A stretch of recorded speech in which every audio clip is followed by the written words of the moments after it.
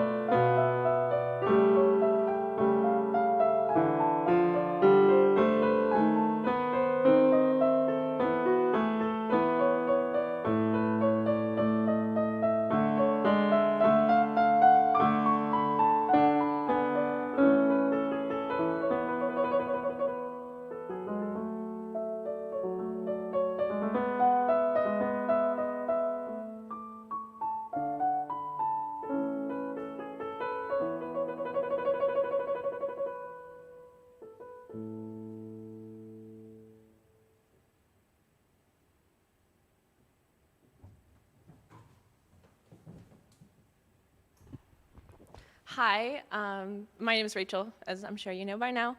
I'm really excited to be here and to be playing this beautiful piano. It's always just a joy to play on the pianos here. And as I've said, I know in previous concerts and live streams, I've been coming to Piedmont Pianos since I was a really little kid. It was actually my only time that I got to play grand pianos and real instruments growing up because I have a really interesting upright at home.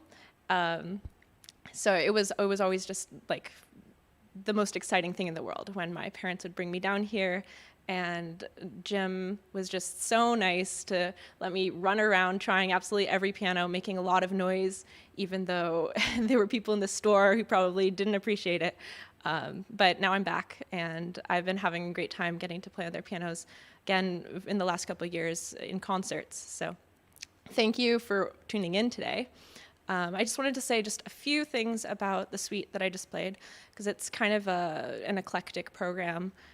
Usually you won't see pieces from all different time periods put together, and these are very short pieces. So the concept behind putting together a suite like this has to do with a few things. So first, I want to tell some kind of story that feels a little bit more personal. So there are pieces like Beethoven, Opus 111, the last piano sonata, which I played actually in my last live stream recital here, which are just absolute masterpieces. There's not a note out of place, nothing needs to be changed, and Beethoven has created this story, this arc, and that is the story.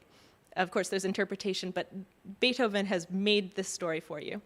And as pianists, we don't often get the chance to really delve into the realm of maybe composition or experimentation, unless we're composers as well, which I am not really. So I thought that for me, the closest thing I can do to composing my own work, in a sense, is to putting together these little suites comprised of small, short pieces that I think go together. So the reason I pick the pieces to go together as I do, firstly, I choose them by key to make sure that harmonically they won't sound jarring to the ear. There's some kind of transition between each piece. If you know music well, you'll understand that I've organized them into cycle by circle of fifths. So I start in C, and then etc. So this creates some kind of harmonic continuity. But aside from that, I'm trying to create some kind of structure arc that follows my own story. So I like to think of it as sort of pictures of my day, something like that, something along those lines. It's not very academic, it's not very scientific, but I think it's a fun thing to do as a performer. And a few words just about some of the pieces in here, because you might not be familiar with all of the composers. So the suite opened with a work by Kurtag, who is a contemporary Hungarian composer. He's still alive today. And it's from one of the books, he's got a number of them published, a whole bunch, Játékok, which is Hungarian for games, games, toy, something like that. And the idea behind these pieces in Játékok, they're miniatures, they're all very concise, and there's a lot of humor in them. So for instance, the piece that I played today is called Prelude and Waltz in C. Now, usually if we're listening to a piece in C, we've become accustomed to understanding it as some kind of like harmonic language, C major. You're in the world of C major. Maybe not all of the notes are in C major, but you're going to start in C major and you're probably going to get back to C major. That's your base. Now, some composers throughout time have taken this in various directions. We see Shostakovich Preludes and Fugues.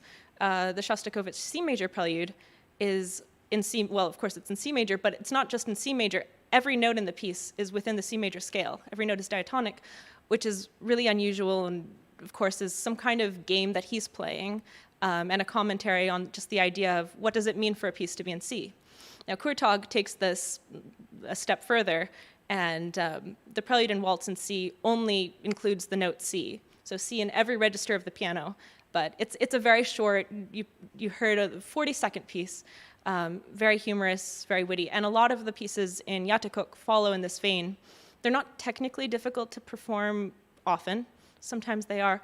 Usually they're not very difficult because they're also sort of intended as supplementary material for children, to introduce them to extended notation techniques on piano, because a lot of the things he does in it aren't exactly just your standard chord.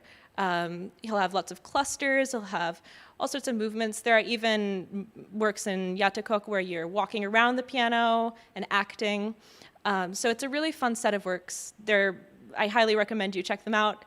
If you're at any level of piano playing, I'm sure you can find one that you'll be able to manage, and they're just a lot of fun. So other things in the suite that you might not have been as familiar with, I played a fairy tale by Nikolai Metner, who was a Russian composer, contemporary, and close friend of Rachmaninoff. It's called a fairy tale, or there's a Russian word that I'm not going to try to pronounce. I'll let Simon try later. And what I really like about the fairy tales and about Metner's composition in general is that Metner was trained as a strict foundation of counterpoint, harmony. There's a lot of classicism in the way he writes, just the clarity of sound that he demands of the performer, and the way that he makes sure absolutely every note that he puts in there is contributing to something very clear. But what else Metner has that kind of sets him apart from this tradition is some kind of strong interest both in playing around with forms. His forms are usually pretty odd. The fairy tales function as you would expect a fairy tale to function, actually. There's usually some kind of scene setting material, so he puts you into a world, and then you'll hear a narrator. And so this is very distinctive because a lot of times in music, there isn't a clear narrator. Maybe you're moving back and forth from one place to another, but actually in the fairy tales, you almost always hear a narrative voice that runs through it and tells you a story with things moving around to create the scenery. And another thing that goes along with this narrative quality is that Metner's music often sounds kind of poppy. You hear this pop influence. It's not pop, of course, it's contemporary Russian songs of the time, but you hear an influence from something that's not quite as harmonically based. There's some modality in it. So I think he's absolutely a brilliant composer, and his works have started to be played more in the West. But if you're not familiar with very much of his music, I'd highly recommend you checking it out. So with that said, I think we'll move on to the second part of the program, and really excited to listen myself to Simon.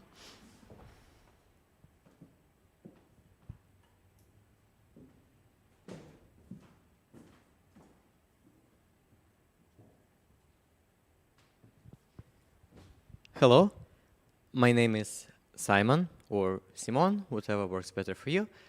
And I'm very happy to be here the second time. It's a wonderful place to play, obviously full of wonderful pianists, and I really like this environment here in Piedmont Pianists. My program is much more conventional than Rachel's. All the pieces that I'm playing today are, well, actually, two of them are written in the 19th century, and Prokofiev is from the very early 20th century. I'll be talking about every piece before I play it. So I start with 3 pieces by Schubert. What I would like to note about it is that it's late Schubert. People often say that when Schubert sounds in major, it's actually sadder. It sounds sadder than his minor pieces, and you can absolutely hear it in the epicenter of the cycle, in the second piece, Klavierstück in German. It's bucolic, just as the third piece. What makes it interesting for me is the very ambiguous quality in it. The change of mood in between sections is so dramatic and so shocking that I cannot help but recall a very stereotypical representation of Schubert, this pain and loneliness in his music. The first piece, I admire for many things, but it's unusually agitated for Schubert. It's full of Hungarian, well, Schubert was born in Austrian-Hungarian Empire, and Hungarian influence in his music is very strong, full of sharp, spiced accents. And the third piece is actually surprisingly simple, but of course simple in a very respectful way. For Schubert, it's in C major. It's basically a peasant dance. I can't really say anything about it. So I hope you enjoy it.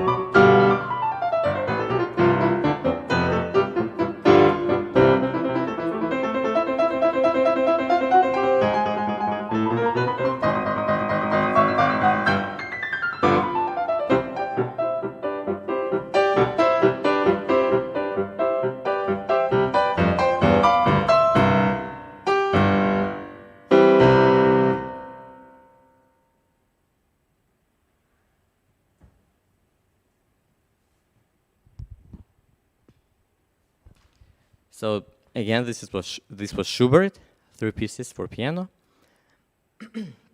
The next piece on the program has something in common maybe with the first piece from the cycle that I just played. It's going to be Prokofiev Etude number 3, Opus 2 in C minor, and what makes it similar in a way is the devilish quality in it. And what do I mean by this? There is this very aggressive playfulness in a way, very agitated playfulness in it that I hear. Culturally, this etude is very interesting because, at least for me, I hear the beginning of the political uncertainty that came to Russia in the beginning of the 20th century. The etude was written in 1904, and I absolutely hear those scary premises in this etude. And also, I think it's an absolute masterpiece because the way it's written, it doesn't have anything unnecessary in it. Every note is in its place, and it's beautifully crafted, in my opinion. Hope you enjoy. Prokofiev Etude in C minor, Opus 2, number 3.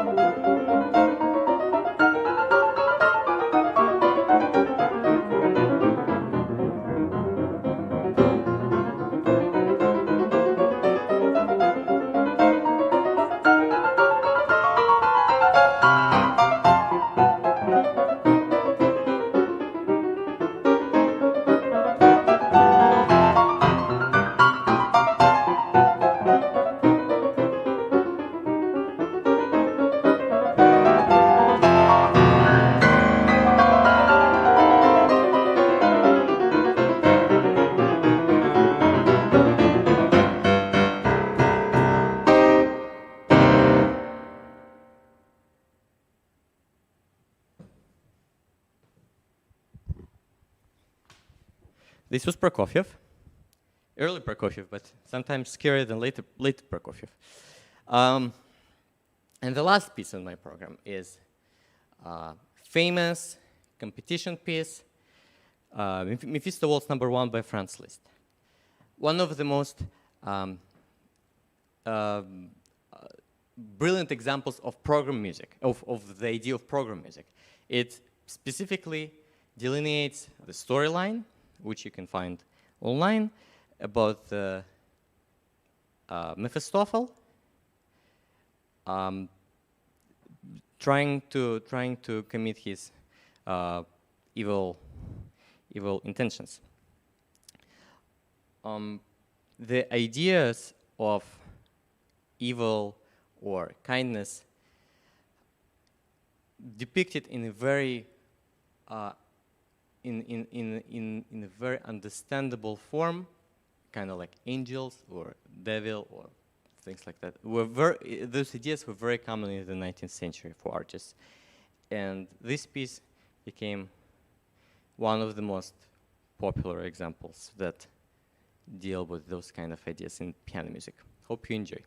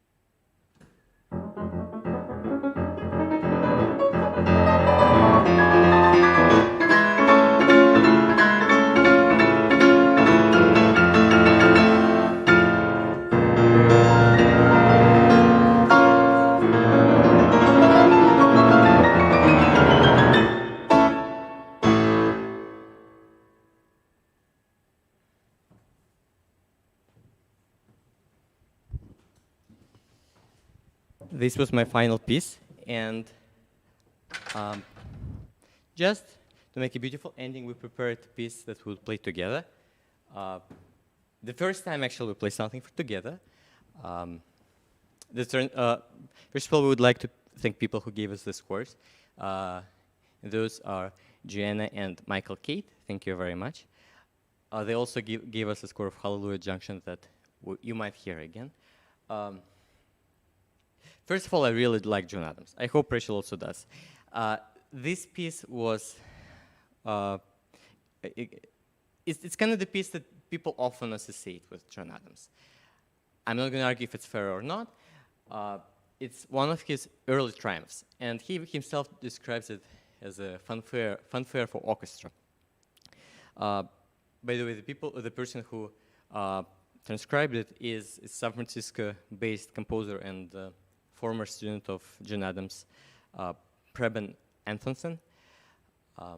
And of course, we appreciate his work that he's done, that he transcribed to the piece for hands. Adams himself described this work as a ride in a sports car, and you feel this overwhelming sense of agitation and excitement, but fear at the same time. And I find it very interesting to approach the virtuosic side of classical music, and we will try to recreate it in our performance as well.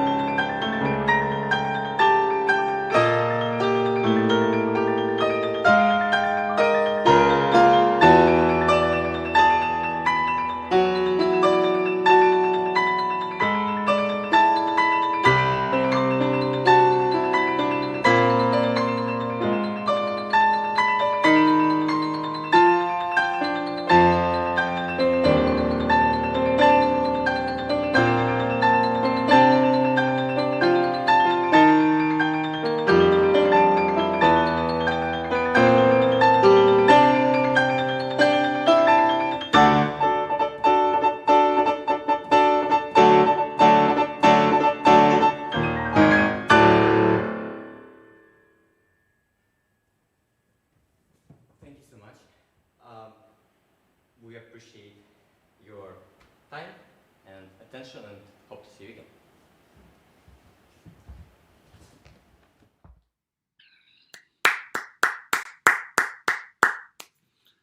Very, very nice. Wonderful to hear the music of so many different composers in one program. Thanks so much. I want to remind everybody that you can still donate. The links are still up, and the musicians would really appreciate any donation you can make. As mentioned before, 100% of what you donate goes directly to the musicians. So it's time for us to say so long, but we're going to be back here Thursday night at 5 p.m. with the wonderful bass player from the Postmodern Jukebox and the Hot Sardines, Adam Kubota, with his trio playing music from the Great American Songbook. So we hope we'll see you then. Don't forget, you can still join our email list to find out about all our upcoming shows. Go to our website at piedmontpiano.com. And so until next time for the showroom sessions, this is Jim Callahan of Piedmont Piano Company saying thanks and so long.